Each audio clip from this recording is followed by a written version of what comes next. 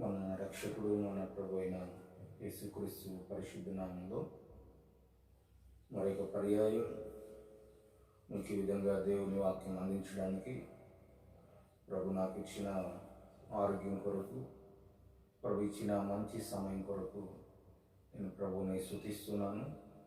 అలాగే ఈ విధంగా దేవుని వాక్యం వింటున్నటువంటి దేవుని బిడ్డలందరికీ, అపోస్తలిక్ క్రైస్ట్ చర్చ్ దేవుని విశ్వాసులందరికీ, అలాగే ఇంకా మరికొంతమంది దేవుని బిడ్డలందరికీ కూడా మన రక్షకుడు మన ప్రభు అయిన యేసుక్రీస్తు పరిశుద్ధ నామంలో మీకు అందరికీ నా హృదయపూర్వక వందనాలు తెలియజేస్తూ ఉన్నాను. దేవునికి మహిమ కలుగును గాక.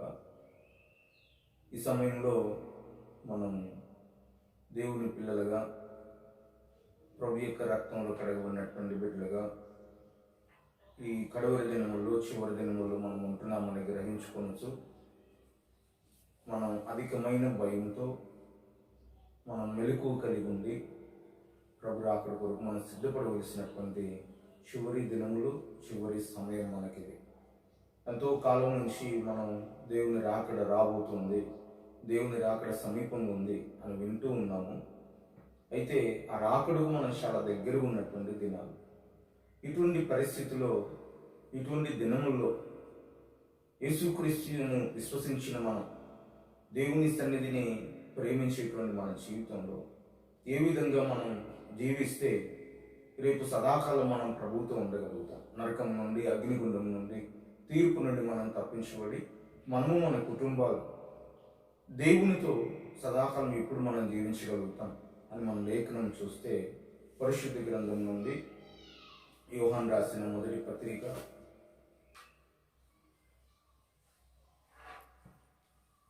4వ అధ్యాయం 17వ వచనాన్ని చదువుతున్నాం. యోహాను రాసిన మొదటి పత్రిక 4వ అధ్యాయం 17వ వచనాన్ని చదువుతున్నాం. తీర్పు దినమందు మనకు ధైర్యం కలుగునట్లు దీని వలన ప్రేమ మనలో పరిపూర్ణం చేయబడి ఉన్నది.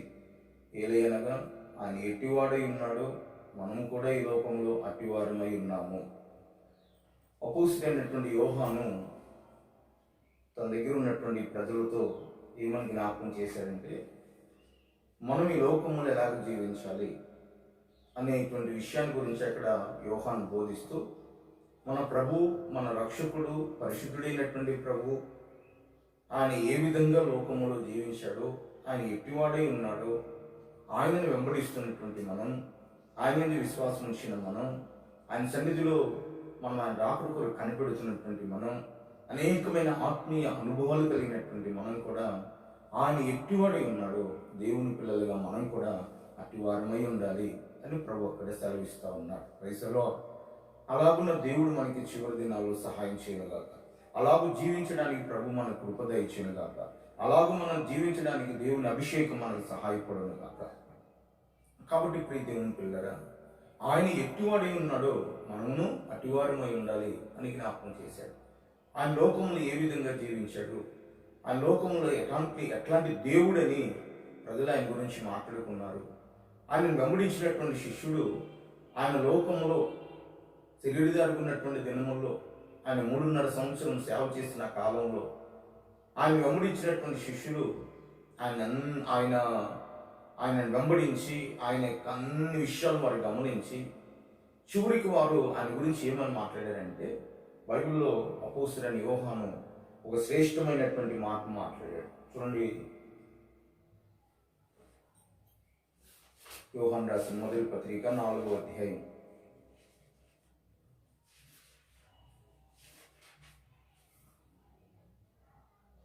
16వ వచనం.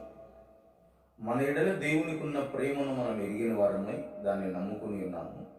దేవుడు ప్రేమాస్వరూపి అయి ఉన్నాడు అన్నాడు. దేవుడు ప్రేమాస్వరూపి అయి ఉన్నాడు అని జ్ఞాపకం చేశాడు. ఇప్పుడు ఆయన ఎలాంటి వాడుగా ఉన్నాడు లోకంలో అని పరిశుద్ధ గ్రంథం మనకు సాక్ష్యం ఇస్తుందంటే, ఆయన ప్రేమాస్వరూపి అయి ఉన్నాడు, ప్రేమ కలిగిన వాడుగా ఉన్నాడు అని జ్ఞాపకం చేశాడు. పిల్లరా, మన జీవితంలో కూడా దేవుని పిల్లలుగా ఆయన ఎటువంటి ఉన్నాడు, మనం అట్టి వారమై ఉండాలి అంటే యేసుక్రీస్తులే మనం జీవిస్తూ, యేసుక్రీస్తులే మనం నడుచుకుంటూ ఉండాలంటే ఆయన ఎటువంటి ప్రేమ లోకానికి కనపరిచాడో మనం కూడా అదే ప్రేమలో మనం నిలిచి ఉంటేనే రేపు ప్రభువుని మనం ఎదుర్కోగలుగుతాం. యూదా పత్రిక 1వ అధ్యాయంలో 21వ వచనం మనం చూస్తే, యూదా పత్రిక 1వ అధ్యాయం 21వ వచనాన్ని మనం చూస్తే,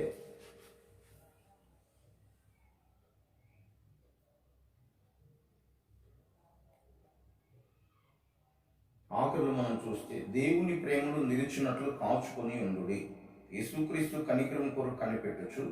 దేవుని ప్రేమలు నిలిచినట్లు అంటే దేవుని రాకడ కొరకు మనం కనిపెట్టేటప్పుడు ప్రేమలో నిలిచి ఉండాలి అని జ్ఞాపకం చేశారు. ప్రేమలో మనం నిలిచి ఉండాలి అని మనకి దేవుని వాక్యం మనల్ని హెచ్చరిస్తూ ఉంది. కాబట్టి దేవుని సన్నిధిలో మనం దేవుని పిల్లలుగా ఆయనను మనం ఎదుర్కోవాలంటే ప్రేమలో మనం నిలిచి ఉండాలి. ఆయన స్వరూపం ప్రేమ స్వరూపమైనటువంటి దేవుడు అని జ్ఞాపకం చేశారు. గడిచిన దినాల్లో కొన్ని విషయాల గురించి మనం దేవుని లేఖ నుంచి మనం చదువుకున్నాం. ఇంకా మనం చూస్తే ఆయన ఎలాంటి వాడు లోకంలో, కొలసీలు రాసిన పత్రిక 2వ అధ్యాయం 9వ వచనంలో చూస్తే, దైవత్వం యొక్క సర్వ పరిపూర్ణత క్రీస్తునందు నివసించుతున్నది అన్నాడు. అంటే దేవుడు ఎంత ప్రేమ కలిగిన వాడో, దేవుడు ఎటువంటి వాడో అదంతా పరిపూర్ణత అంతా ఒక యేసుక్రీస్తులో నివాసం చేస్తూ ఉన్నది అన్నాడు. కనుక మనం కూడా ఆయన ఎటువంటి పరిపూర్ణత కలిగి ఉన్నాడో, ఆయన ఎటువంటి సంపూర్ణత కలిగి ఉన్నాడో ఆ సంపూర్ణతను ఆ పరిపూర్ణతను భూలోకంలో మనం కలిగి ఉండాలి. దేవుని సంగమా, ఈ పరిపూర్ణతకు సంబంధించినటువంటి ఉపదేశంలోనే ప్రేమలో మనం పూర్ణులుగా ఉండాలి. యోహన్ రాసిన మొదటి పత్రిక 4వ అధ్యాయం 17వ వచనంలో ప్రేమ మనల్ని పూర్ణతలో నడిపిస్తుంది. ప్రేమలో మనం పూర్ణులు అవ్వాలి, ప్రేమలో మనం పరిపూర్ణం అవ్వాలి అని అక్కడ మనం చదువుకుంటూ వస్తాం దేవుని సన్నిధిలో. అలాగే దేవుని సన్నిధిలో ఆయన ఒక పరిపూర్ణమైనటువంటి మంచి స్వభావం కలిగినటువంటి దేవుడు. అంటే ఏ లోపం, ఏ కలంకం, ఏ దోషం లేనటువంటి ఒక పరిపూర్ణత చెందినటువంటి దేవుడు ఆయన. ఇప్పుడు మనం కూడా మనల్ని దేవుడు కూడా చూసినప్పుడు ఆయన రాకలో మనం కొనుక్కోబడాలంటే ఒక కలంకమైన, ముడతైన, మచ్చైనా లేనటువంటి మహిమగల సంఘంగా మనం మార్చబడాలి. అందుకొరకు పరిపూర్ణతకు సంబంధించినటువంటి 4 విషయాలు ప్రాముఖ్యంగా ఉన్నాయి. 1, పరిశుద్ధతలో మనం పరిపూర్ణత చెందాలి. 2, దేవుని చిత్తం చేయట్లో మనం పరిపూర్ణత చెందాలి. 3, విశ్వాసంలో మనం పరిపూర్ణత చెందాలి. 4, ఇప్పుడు మనం వింటున్న ప్రేమలో మనం పరిపూర్ణత చెందాలి. దేవుని సంఘం కొరింథీ సంఘాన్ని పౌలు చూసినప్పుడు చాలా విషయాలు హెచ్చరిస్తూ, అయ్యా మీరు భాషలు మాట్లాడినా ప్రేమ లేకపోతే అర్థమే కదా అన్నాడు. అంటే వారు ప్రేమ లేకపోయినా భాషలు మాట్లాడుతూ ఉన్నారు. అలా కొన్ని విషయాలు ఆయన 3వ వచనం వరకు మాట్లాడుకుంటూ వచ్చాడు. తదుపరి దేవుని ప్రేమ ఎలాంటిదో దాని గురించి పౌలు అక్కడ మాట్లాడడం ప్రారంభించాడు. క్రైస్తలో దేవుని ప్రేమ ఎటువంటిదో పౌలు అక్కడ బోధించడం ప్రారంభించాడు. లోకంలో దేవుణ్ణి ప్రేమిస్తున్నామని చెప్తూ తన పొరుగుని ప్రేమించిన వారు కొంతమంది ఉంటారు. మేము దేవుణ్ణి బాగా ప్రేమిస్తామని చెప్తూ పొరుగుని ప్రేమించిన వారు కొంతమంది, ఆ బ్యాచ్ కొంతమంది ఉంటారు. ఇంకొంతమంది దేవుని సన్నిధిలో పొరుగు అని అంటే మనుషులను బాగా ప్రేమిస్తారు, మనుషులను అంతా బాగా ప్రేమతో చూసుకుంటారు, కానీ దేవుని పూర్తిగా వారు ప్రేమించలేరు. ఇంకొంతమంది దేవుని ప్రేమిస్తామని చెప్తారు కానీ వారు దేవుని ప్రేమించకుండా లోకాన్ని ప్రేమిస్తూ ఉంటారు. లోపల ఉన్నటువంటి పాపాన్ని, లోపల ఉన్నటువంటి ఆ అసహ్యమైన కార్యాలన్నిటి మీద వారికి ప్రేమ కలిగి ఉంటారు, వాటి మీద ఒక మనసు కలిగి ఉంటారు వారు. అయితే దేవుని ప్రేమలో మనం నిలిచి ఉండాలి. ప్రైజ్లో దేవుడు ఎటువంటి ప్రేమ కలిగిన వాడు ఉన్నాడో, దేవుని ప్రేమలో ఎలాంటి అనుభవాలు కలిగి ఉన్నాడో, దేవుని ప్రేమలో ఎటువంటి కార్యాలు ఉన్నాయో ఆ కార్యాలన్నింటిలో మనం కనబడుతున్నప్పుడే ఆ ప్రేమలో మనం పరిపూర్ణత చెందగలుగుతాం. దేవుని సంగమా ప్రైజ్లో. కాబట్టి భాషలు మాట్లాడి ప్రేమ లేకపోతే వ్యర్థులు, కాబట్టి మీరు భాషలు మాట్లాడిన అవసరం లేదని పౌలు చెప్పలేదు. వాటితో పాటు ఇది కూడా మీరు కలిగి ఉంటేనే మీరు పరలోక రాజ్యానికి వెళ్తారు, రాత్రులు సిద్ధపడతారు, రాత్రులు మీరు కొనుక్కోబడతారు అని జ్ఞాపకం చేశారు. అంటే ఇప్పుడు దేవుని సన్నిధిలో భాషలు మాట్లాడే ఆ పరిశుద్ధాత్మక అభిషేకం కలిగి ఉండాలి, ప్రేమను కలిగి ఉండాలి, విశ్వాసము కలిగి ఉండాలి, ప్రేమను కలిగి ఉండాలి. ఈ రెండింటి కలిగి ఉంటేనే, ఒకవేళ ఎన్ని కలిగి ఉండే ప్రేమ దానివల్ల నీకు ప్రయోజనం లేదు నాన్నగారు అన్నాడు. కనుక ఆయన ఎటువంటి ఉన్నాడు, మనం అట్టివారమైందా. ఆయన దైవత్వం యొక్క సర్వ పరిపూర్ణతను ఆయన ధరించుకుని లోకంలో జీవించాడు. పరిపూర్ణమైనటువంటి మంచి స్వభావం కలిగిన వాడిగా లోకంలో జీవించాడు. ఆ పరిపూర్ణతలో ఒకటి ప్రేమ కలిగిన వాడుగా ఉన్నాడు.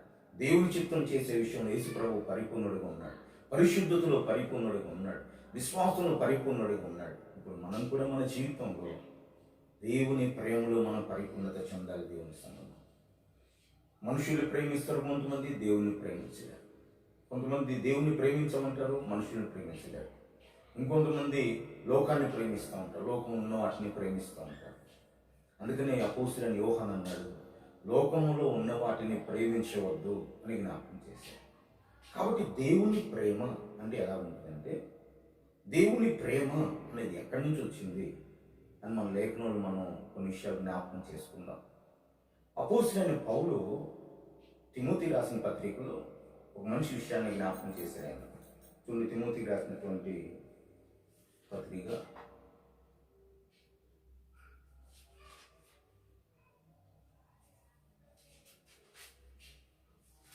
అపోస్తలుడైనటువంటి పౌలు తిమోతికి రాసిన 2వ పత్రిక 1వ అధ్యాయం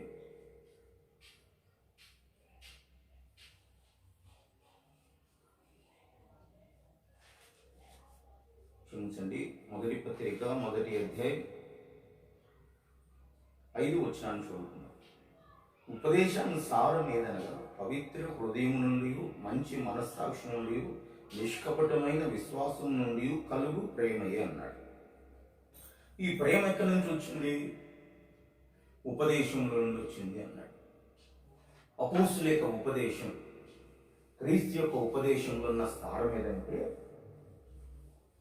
ప్రేమ కలిగి ఉండటం అన్నాడు. ఉపదేశానుసారం ఏదనగా ప్రేమ కలిగి ఉండటే అన్నాడు. అపోస్తలుల యొక్క ఉపదేశంలో ఉన్నటువంటి భావం, ఆంతర్యం ప్రేమ కలిగి ఉండటం. అపోస్తలుల యొక్క ఉపదేశంలో ఉన్నటువంటి ఆంతర్యం, ఆ భావం ఏదంటే ప్రేమ కలిగి ఉండటం. అది దేవుని ప్రేమ. ఈ దేవుని ప్రేమ ఎక్కడి నుంచి వచ్చింది అన్నాడంటే, ఉపదేశానుసారం ఏదనగా పవిత్రమైనటువంటి హృదయం నుండి, నిష్కపటమైన విశ్వాసం నుండి, మంచి మనస్సాక్షి నుండి కలుగు ప్రేమ. అంటే పవిత్రమైన హృదయం లేకపోయినా, నిష్కపటమైన విశ్వాసం లేకపోయినా, మంచి మనస్సాక్షి లేకపోయినా, ఉపదేశం నేను చెప్తున్న ఉపదేశంలో ఉన్నామని చెప్పుకున్నా వాళ్ళు ఏం కనపడదంటే దేవుని ప్రేమ కనపడదు. మీరు బాగా అర్థం చేసుకోవాలి ఈ మాటని. ఉపదేశానుసారం ఉపదేశంలో ఉన్న ఆంతర్యం, ఉపదేశంలో ఉన్న భావం ఏదంటే ప్రేమ కలిగి ఉండటే. ఉపదేశం నుంచి ప్రేమ రావాలన్నాడు. ఈ ఉపదేశం నుంచి వచ్చిన ప్రేమ ఎలాగొచ్చింది? పవిత్ర హృదయం నుండి, మంచి మనస్సాక్షి కలిగి ఉండి, నిష్కపటమైన విశ్వాసం కలిగి ఉండి, అందులో నుండి ప్రేమ వచ్చిందండి. అంటే ఈ 3 ఉంటేనే ఆ దైవికమైనటువంటి ప్రేమను కనపరచగలుగుతారు. పవిత్ర హృదయం లేకుండా దేవుని ప్రేమను కనపరచలేరు. మంచి మనస్సాక్షి లేకుండా దేవుని ప్రేమను కనపరచలేరు. నిష్కపటమైన విశ్వాసం లేకుండా దేవుని ప్రేమను కనపరచలేరు. ఈ ప్రేమను ఎలా కనపరచాలా?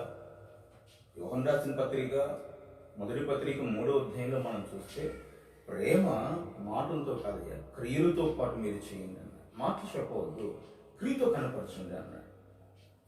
ఈ ప్రేమ అనే పదంలో ఎన్నో భావాలు కలవు, ఎన్నో మెట్లు ఉన్నాయి.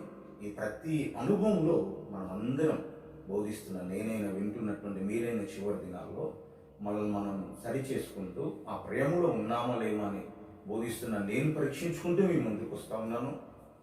వింటున్నటువంటి మీరు కూడా పరీక్షించుకొని కడవరి దినాల్లో దేవుని రాకడ దగ్గర ఉందని జ్ఞాపకం చేసుకుంటూ ఆ దేవుని ప్రేమలో మనం నిలిచి పరిపూర్ణం చెందాలి. దేవుని సంఘం ఉపదేశంలో ఉన్నాం. మాది అపోస్తలు మంచిదే. అపోస్తల ఉపదేశం, అపోస్తలు వేసిన పునాది మీద కట్టుబడటం, దాని భావం, దాని ఆంతర్యం ఏదంటే ప్రేమ. ఉపదేశానుసారం ఏదనగా ప్రేమ. ఆ ప్రేమ ఎక్కడి నుంచి వచ్చిందంటే పవిత్ర హృదయం నుండి, మంచి మనస్సాక్షి నుండి, నిష్కపటమైన విశ్వాసం నుండి కలుగు ప్రేమయే అన్నాడు అక్కడ. కాబట్టి దేవుని ప్రేమలో మనం నిలిచి ఉంటేనే రేపు ప్రభువుని మనం ఎదుర్కోగలుగుతాం. దేవుని సంఘం, ఆ దేవుని ప్రేమ ఎలాంటిది? ఆ దేవుని ప్రేమలో మనం నిలిచి ఉంటే మనం రేపు ప్రేమ గల దేవుని కనులారు మనం చూడగలుగుతాం. కాబట్టి ఈ సమయంలో దేవుని ప్రేమ గురించి కొన్ని విషయాలు మీకు నేను బోధించాలని ఆశపడుతూ ఉన్నాను. దేవుని ప్రేమలో ఎలాంటి లక్షణాలు కలిగి ఉన్నారు? దేవుని ప్రేమలో ఎటువంటి అనుభవాలు కలిగి ఉన్నారు? కొరింథీయులకు రాసిన 1వ పత్రిక 13వ అధ్యాయం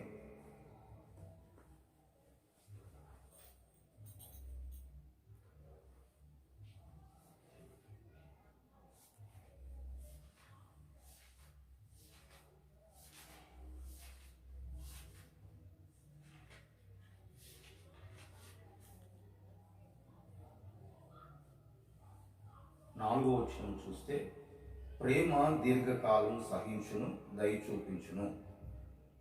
ఒక మనిషిలో ఆ దైవికమైన ప్రేమ ఉంటేనంట దీర్ఘకాలం సహిస్తారు, దయ చూపిస్తారు అన్నాడు. ఏంటి మాటకి అర్థం? ఈ రోజున ప్రేమకు బదులు ప్రతీకారం చూస్తూ ఉంటాం మనం. ప్రతీకారం చూపడం. మనం చూపించవలసింది ప్రేమ, ప్రతీకారం చూపకూడదు మన జీవితంలో. ఎదుటి వ్యక్తి మీద ప్రతీకారం చూపకూడదు, ఎదుటి వ్యక్తి మీద పగ సాధించకూడదు, ఎదుటి వ్యక్తి మీద కక్ష సాధించకూడదు. ప్రతీకారం చూపకూడదంట, ప్రేమను కనపరచాలంట.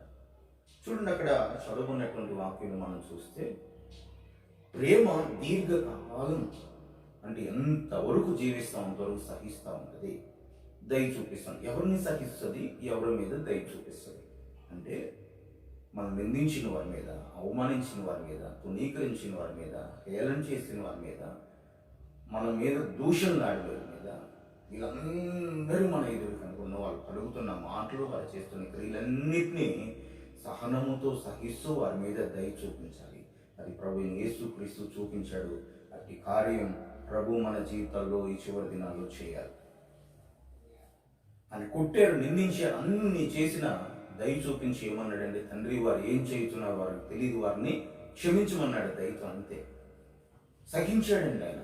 అట్లాగే దేవుని పిల్లలుగా మన జీవితంలో, నీ జీవితం మీద, నీ కుటుంబం మీద, నీ వ్యక్తిగతమైన ఆత్మీయ జీవితం మీద ఎటువంటి చెడ్డ సాక్ష్యం వచ్చినా, లేదా నీ జీవితంలో నిందించబడుతున్న, అవమానించబడుతున్న, దూషించబడుతున్న, హేళన చేయబడుతున్న, అబద్ధ సాక్ష్యం మీద వస్తున్న ఆ పలుకుతున్నటువంటి వారందరి విషయమై మనం దీర్ఘకాలము సహించాలన్నాడు, ప్రతీకారం చూపకూడదు.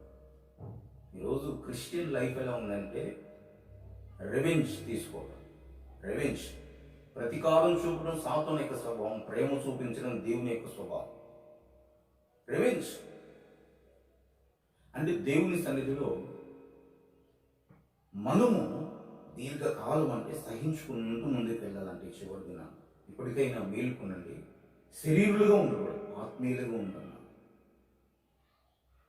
దయ చూపించాలంటే వారి మీద, వాళ్ళు దూషించారా, నిందించారా, హింసించారా, దయ చూపిద్దాం వారి మీద, క్షమిద్దామని, ప్రేమిద్దాం, ప్రార్థించేద్దాం అనుకోవడం. ఇది ఒక నిజమైన దైవికమైనటువంటి ప్రేమ. మరొక అనుభవాన్ని అక్కడ మనం చూస్తే 4వ వచనంలో ప్రేమ మత్సరపడదు అన్నాడు. ప్రేమ ఏం పడదంటే మత్సరపడదు. మత్సరం అంటే ఒక చెడ్డ గుణం, చెడు దృష్టి. ఇంకా మీకు అర్థం అవడాలంటే దావీదును బాగా జనులందరూ పొగుడుతూ, దావీదుకు వేలకూడదు అని వాళ్ళు బాగా అతను పొగుడుతున్నారు. సౌలు వెంటనే అతని మీద చెడ్డ దృష్టి, విషపు చూపు చూపెను, మత్సరపు కళ్ళుతో చూసాను, వ్యసనముతో చూసాను. అంటే ఎదుటి వాడిని మేలు ఓర్చుకోలేనిది దేవుని ప్రేమ కాదు. ఇప్పుడు ఉదాహరణకు నీ తోటి విశ్వాసి, నీ తోటి సేవకుడు, లేకపోతే నీ తోటి ఉద్యోగస్తుడు, ఎవరైనా సరే వారికి దేవుడు మేలు చేసినప్పుడు, వారు ఆత్మీయంగా అభివృద్ధి చెందుతున్నప్పుడు, వారి సేవలు ఇంకా ఘనంగా ఉంటున్నప్పుడు, నీ జీవితంలో వాళ్ళకు జరిగిన కార్యాన్ని చూసి ప్రభుని సంతోషించాలంట. పిల్లరా, హేబేలు బలి అర్పించాడు, కయ్యను బలి అర్పించాడు, కానీ హేబేలు బలి దేవుడు అంగీకరించాడండి. కయ్యూను గురించి అపోస్తలుడైన యోహాను ఏమన్నాడంటే, ఈ కయ్యూను హేబేలు మీద ఎందుకు కోపడ్డాడు, ఎందుకు అతను చంపాడంటే, ఇతని క్రియలు చెడ్డవి, అతని క్రియలు మంచి అయినందుకు కదా అన్నాడు. ఇప్పుడు దేవుడు అతను మేలు చేశాడంటే అతను మంచివాడనే కదా, దేవుడు అతన్ని ఆశీర్వదించాడంటే అతను మంచివాడనే కదా, దేవుడు ఆ విశ్వాసికి సహాయం చేశాడంటే, ఒకవేళ ఆమె దేవుని దగ్గర సహాయం పొందే స్థితిలో ఉంది, నేను పొందలేని స్థితిలో ఉన్నాను. ఈ విధంగా మనం పరీక్షించుకోవాలి తప్పనిచ్చి మేలును చూచినప్పుడు ఓర్చుకోలేని స్వభావం ఉండకూడదు, మత్సరం ఉండకూడదు, అసూయ ఉండకూడదు, ఈర్ష్యం ఉండకూడదు, వ్యసనం ఉండకూడదు. సౌలు దావీదు మీద వ్యసన పడినంత కాలం నీరసించిపోయాడంట ఆత్మీయ జీవితం. శత్రువుల చేతికి అప్పగించబడిపోయాడు అతను, శత్రువుల చేతులను చనిపోయాడు. ఈరోజు మన జీవితంలో దైవికమైన ప్రేమ మనలో ఉంటే, యేసుక్రీస్తు యొక్క ప్రేమ మనలో ఉంటే, మన పొరుగు వారిని ప్రేమించే మనసు మనలో ఉంటే, వారి మేలుని, వారి యొక్క అభివృద్ధిని, వారి యొక్క ఆశీర్వాదాన్ని, లేదా వారి యొక్క ఎదుగుదలని, మనతో ఎదుగుతున్న ప్రభువుని ఇంకా ఆశ్రయించు. ఆ ఎదుగుదల నాలో లేదంటే నాలో ఏదో కొడుతుందేమో, రైతు నాకు కూడా అటువంటి కొడుకు అని ప్రార్థన చేసుకునేది ఒక దైవికమైనటువంటి ప్రేమ కలిగిన అనుభవం. అంతే తప్పనిచ్చి మత్సరపడటం, వ్యసనపడటం, ఈర్ష్యపడటం ఇదంతా కూడా ఏంటంటే పవిత్రపరచబడని హృదయం అది. అంటే ఇంకా మనం ఏం చేయాలా? శుద్ధీకరించబడాలి. నీళ్ళు ఇంకా వ్యసనం కలుగుతుంటే నువ్వు పరిశుద్ధపరచబడాలి. నీళ్ళు ఇంకా మత్సరం కనపడుతుంటే పరిశుద్ధపరచబడాలి. నీళ్ళు ఇంకా ఈర్ష్య కనపడుతుంటే పరిశుద్ధపరచబడాలి. ఇంకా నువ్వు సహించలేకపోతున్నావు అంటే పరిశుద్ధపరచబడాలి. నేను దూషించిన వారి మీద దయ చూపించలేకపోతుంటే పరిశుద్ధపరచబడాలి. పవిత్రమైన హృదయం నుండి, మంచి మనస్సాక్షి నుండి కలుగు ప్రేమ, అది వచ్చే వరకు మనం దేవుని సన్నిధిలో ఈ దినాల్లో మనం పోరాడాలి. ఈ దినాల్లో, కడవరి దినముల్లో, ఈ అంత్య దినముల్లో దేవుని సన్నిధికి, దేవుని మందిరానికి వెళ్ళలేక గృహాల్లో కూర్చున్న ఈ దినముల్లో ప్రభు సన్నిధిలో మోకాల మీద ఉండి పెనుగులాడవలసిన అనుభవం, పోరాడవలసిన అనుభవం, మన జీవితంలో జయం పొందవలసిన అనుభవం ఏదంటే దైవికమైన ప్రేమలో నిలిచి ఉండాలి. దేవుని ప్రేమను నిలిచి ఉండటానికి ప్రభు అటువంటి ప్రేమ గల హృదయం, పవిత్రపరచబడిన హృదయం నాకు ఇవ్వు అని దేవుని దగ్గర ఏడవాలి. మనం ప్రభు దగ్గర ఏ క్షణంలో వస్తాడు తెలియదు, ఏ గడిలో వస్తాడు తెలియదు. నిర్లక్ష్యంగా ఉండదు, నిర్విచారంగా ఉండదు, ప్రతీకారం చేసే వ్యక్తిగా ఉండదు, ఇంకా శరీర సంబంధమైనటువంటి ఆ మనసుతో ఉండదు. ఆత్మానుసారమైన మనసు కలిగి ప్రభు రాకడకు మనం సిద్ధపడతాం. ప్రేమ ఎన్నడూ మత్సరపడదు. రోజున ఎవరి మీదైనా నువ్వు మత్సరపడుతున్నావా? ఆలోచించు. అసూయపడుతున్నావా? వ్యసన పడుతున్నావా? వాళ్ళు ఎదుగుదలను చూసినప్పుడు తీసేసుకొని నీ హృదయంలో వాళ్ళ మేలుతో నువ్వు సంతోషించు. వాళ్ళకి జరిగినటువంటి మేలును చూసి ఆనందించు. అరణ్యంలో దావీదు ఉంటే ప్రజలందరూ ఒకరోజు ఎక్కడికి వెళ్తున్నారు? ఎక్కడికి వెళ్తున్నారంటే యెరూషలేముకి వెళ్తున్నాం, మందిరానికి వెళ్తున్నాం. ప్రజలు దేవుని ఆలయంకి వెళ్ళి చూసి నేను సంతోషించి తిని అన్నాడు. ఈరోజు నీ వెనకొచ్చిన వ్యక్తి ఒకవేళ నీ జీవితంలో ఆత్మ సంబంధంగా ఆ విశ్వాసం ఎదిగితే దాన్ని సహించగలమా?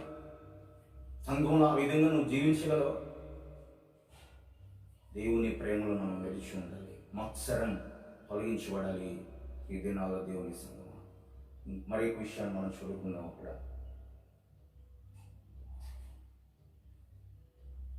ప్రేమ డంబముగా మాట్లాడదు, డంబముగా ప్రవర్తింపదు అన్నాడు. అంటే దైవికమైనటువంటి ప్రేమలో ఏముండదంటే డంబము. డంబము అంటే దాని అర్థం ఏంటంటే, మీకు అర్థం అవడానికి నేను చెప్తా ఉన్నాను. ఎందుకంటే ఆ వ్యక్తికి అంత బడాయి, దగ్గర ఏమీ లేదు, ఊరికే ఏదో గప్పాలు మనలాగా మాట్లాడుతూ ఉంటారు, డంబంగా మాట్లాడతారు. అక్కడ ఏమి లేదు వాళ్ళ దగ్గర, వాళ్ళకు విశ్వాసం లేదు, వాళ్ళ దగ్గర ఒక ఇది లేదు, ప్రభురాకు సిద్ధపడేది లేదు, కానీ మాట్లాడుతూ ఉంటారు. పడాయి ఎందుకు? డంబంగా మాట్లాడదు. ప్రేమ డంబముగా మాట్లాడదు, డంబముగా ప్రవర్తింపదు. ప్రేమ యథార్థంగా ఉండటం నేర్పిస్తుంది దేవుని సంగమం. ప్రైసలో మరొక విషయాన్ని అక్కడ మనం చదివితే, ప్రేమ ఉప్పొంగదు అన్నాడు. ప్రేమించేదంటే ఉప్పొంగదంట. ఈరోజు ప్రజలకు కావాల్సింది ఏదంటే ఉప్పొంగించనే బోధే ప్రజలకు కావాలి, పొగిడే బోధ ప్రజలకు కావాలి. పొగడుతల కోసం ఈ ఊరు కాదు ఆ ఊరు పరిగెడతారు దేవుడు. చాలా మంది ప్రజలు పొగడుతలు కదా మనకు కావాల్సింది. హెచ్చరించబడితే నువ్వు ప్రభుడు అక్కడ సిద్ధపడగలుగుతావు. ప్రైజ్లో కాబట్టి మన జీవితంలో దైవికమైన ప్రేమ ఉన్నప్పుడు దీర్ఘకాలం సహిస్తాం, దయ చూపిస్తాం, మత్సరపడము, మన ప్రవర్తనలో డంబం కనపడదు, మన ప్రవర్తన అంతట్లో దీనంగా ఉంటాం, మన ప్రవర్తన అంతట్లో తగ్గించుకొని ఉంటాం. మనం డంబంగా ఉండం, మనం బడాయిగా ఉండం. మన ప్రవర్తన అంతట్లో ఎలా కనపడతామంటే ఉప్పొంగు. మనం ఎంతమంది మనం పొగిడినా చేసినా ఉప్పొంగుటకు నా జీవితంలో ఏం లేదు ప్రభా, నేను ఏమై ఉన్నాను, అది దేవుని కృపల్లో అయి ఉన్నాను అనుకుంటాం మనసులో, అంతే. అలా దేవుని మహింపరుస్తాం మనం దైవికమైన ప్రేమ కలిగి ఉన్నప్పుడు. ఈరోజున పొగడతల కొరకు పరిగెడుతూ ఉంటాం మనం. ఎక్కడ పొగిడితే అక్కడ పరిగెడతాం. వాళ్ళు పొగిడే వాళ్ళ కోసం ఎన్నైనా చేస్తాం మనం. అది నిజమైన ప్రేమ కాదు. దావీదు ఎవరిని ప్రేమించాడు తెలుసా? తను ఖండించి హెచ్చరించిన నాతాను ప్రేమించాడు. Praise the lord. ఈ రోజున యేసుక్రీస్తు రాకడ దగ్గరకు ఉన్న దినముల్లో మనం ప్రేమలో పరిపూర్ణత చెందేవారి ఉండాలి. అందుకొరకు ప్రేమ ఉప్పొంగదు అని జ్ఞాపకం చేశారు. ప్రేమ డంబముగా ప్రవర్తింపదు అని జ్ఞాపకం చేశారు. Praise the lord. కాబట్టి ఈ దినములు ఎందు నీవు ఎటువంటి ప్రేమ కలిగి ఉన్నావు? దేవుని ప్రేమించకుండా మనుషుని ప్రేమించే అనుభవాలు ఉన్నావా? లేదు దేవుని ప్రేమిస్తాను ఉపదేశం అని చెప్పి పురుగుని ప్రేమించలేని అనుభవం ఉన్నావా? ఈ రెండింటిని విడిచిపెట్టి లోకాన్ని ప్రేమించే అనుభవం ఉన్నావా? లేదా అసలు దేవుని సన్నిధిలో దేవుని బిడ్డలుగా ఉంటానని చెప్పి దేవుని ప్రేమే లేని అనుభవంలో ఉన్నావా? పరీక్షించుకొని, పరిశోధించుకొని, ప్రభువు అక్కడ దగ్గర ఉందని తెలుసుకొని, ప్రేమ కలిగి ఉండి ప్రభుని ఎదుర్కొందాం మనం.